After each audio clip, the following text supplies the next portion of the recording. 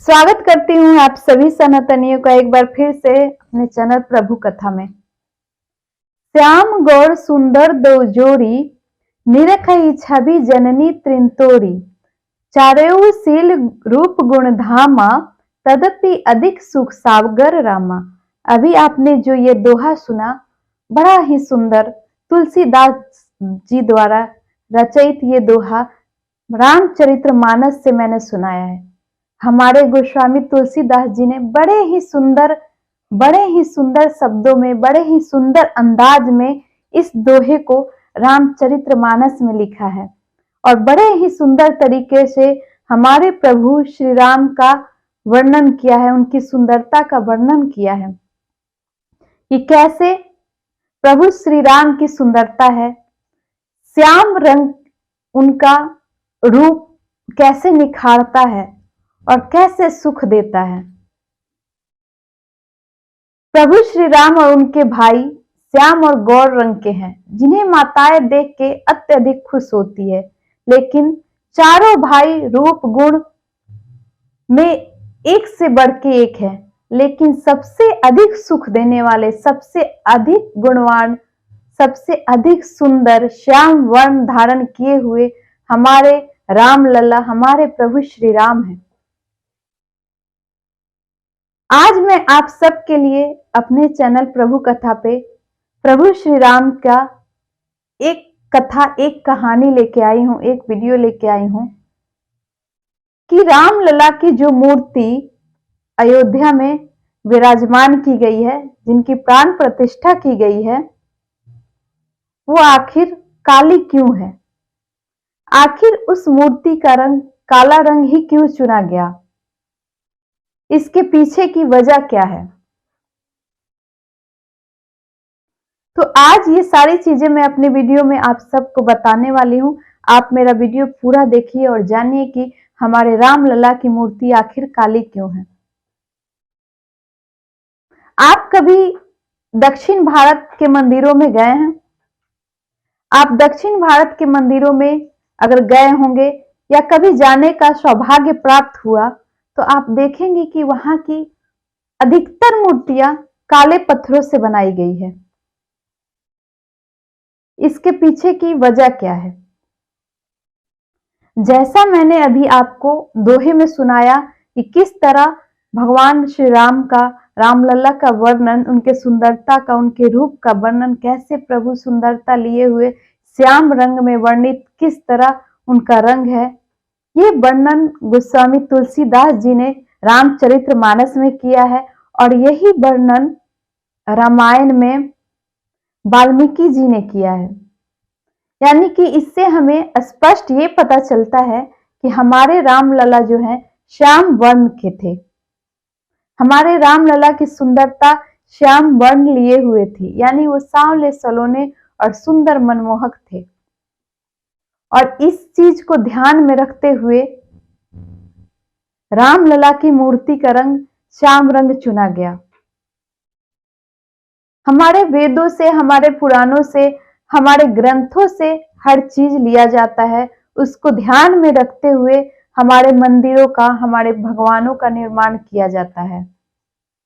सनातन में सब कुछ वेद पुराण के अनुसार होता है। हम अपने वेदों को पढ़ते हैं, हम अपने ग्रंथों को पढ़ते हैं और उसी के हिसाब से, उसी के अनुसार अपना कार्य करते हैं, सब कुछ करते हैं।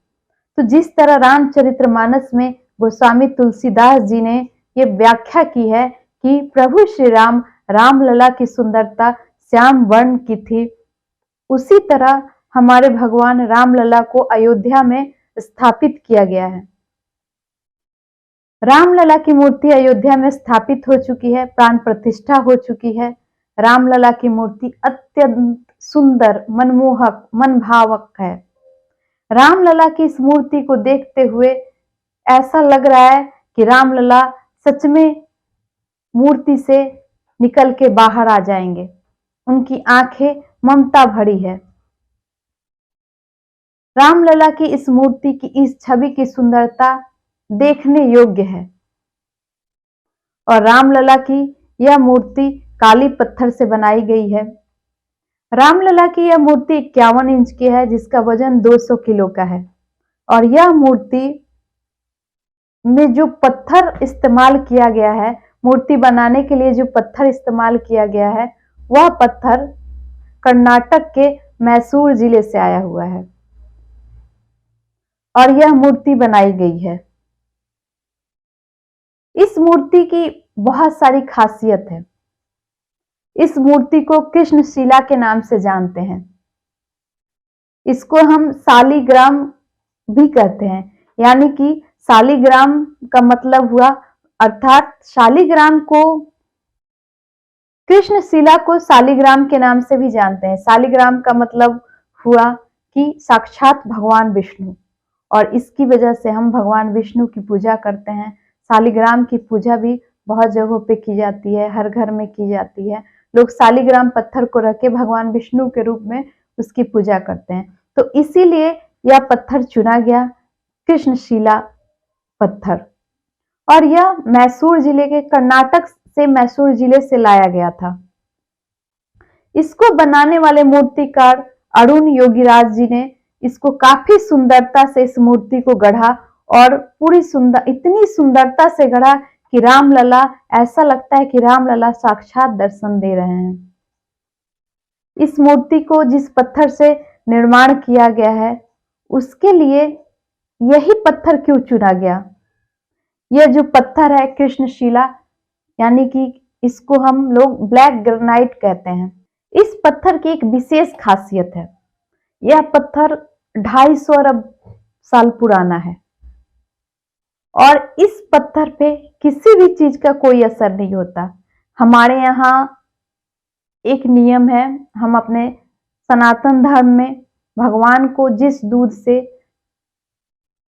स्नान करवाते हैं, उसका पंचामृत बना के लोगों को प्रसाद के रूप में वितरण किया जाता है। तो जब हम इस पत्थर पे दूध डालेंगे तो इससे उसके गुण में कोई बदलाव नहीं आएगा, ना ही मूर्ति के गुण में और ना ही दूध के गुण में।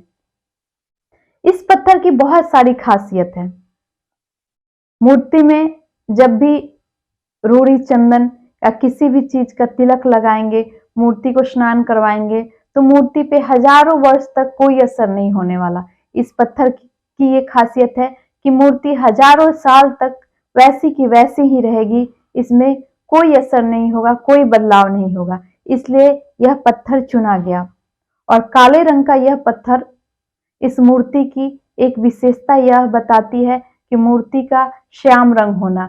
जैसे हमारे रामचरितमानस में लिखा गया है कि प्रभु श्री राम श्याम वर्ण के थे, इसलिए यह काली पत्थर चुनी गई। और इस पत्थर की यह भी विशेषता है कि शालिग्राम पत्थर है, जिससे भगवान विष्णु का रूप और उनकी पूजा होती है। और भगवान श्री राम जो है, रामलला जो है, भगवान विष्णु के ही अवतार थे। जैसे कि मूर्ति में दिखाया गया है, भगवान विष्णु के 10 अवतार के रूप का वर्णन किया गया है, उनके 10 अवतार को दर्शाया गया है, उनकी छवि दिखाई गई है। भगवान श्री राम कमल पे विराजमान है, और भगवान विष्णु के 10 अवतार का उनके आसपास वर्णन की गई है। देखने को मिलता है भगवान श्री राम की सुंदरता, उनकी आंखों की ममता भरी सुंदरता, उनकी सुंदर मुस्कान, उनकी कोमल मुस्कान, अत्यंत मधुर मुस्कान भक्तों का मन मोह लेता है। तो भगवान श्री राम की ये छवि अत्यंत ही सुंदर है। और भगवान श्री राम के काले पत्थर से बनाने के पीछे यही एक वजह है कि उनको श्याम रंग दिखाना, श्याम वर्ण में दिखाना, और भगवान के मूर्ति पे कोई असर ना हो, सालों साल तक, हजारों साल तक ये मूर्ति सुरक्षित रहे। हमारे सनातन धर्म में हमारे भगवान श्री राम लल्ला का नाम सालों साल, अरबों साल तक चलता रहे, ये चीज को ध्यान में रखते हुए ही इस पत्थर का इस्तेमाल किया गया है, और इस पत्थर से ही मूर्ति बनाई गई है। तो आज मैंने आप सबको बताया कि क्यों और कैसे भगवान श्री राम की मूर्ति, रामलला की मूर्ति काली है, और इसके पीछे की वजह क्या है। और आपने मेरे वीडियो में देखा, सुना और ये जाना। तो आप भी भगवान श्री राम लल्ला का दर्शन कीजिए, और अयोध्या जाइए, रामलला का दर्शन कीजिए, और भगवान के सुंदर मनमोहक छवि का दर्शन कीजिए। मैं अपने चैनल में और भी बहुत सारे रामलला से जुड़ी वीडियो लेके आने वाली हूँ। आप मेरा चैनल प्रभु कथा देखते रहिए। चैनल को लाइक कीजिए, सब्सक्राइब कीजिए और कमेंट कीजिए। और भी मैं बहुत सारी वीडियो लेके आने वाली हूँ। तब तक के लिए बोलते हैं जय श्री राम, राधे राधे।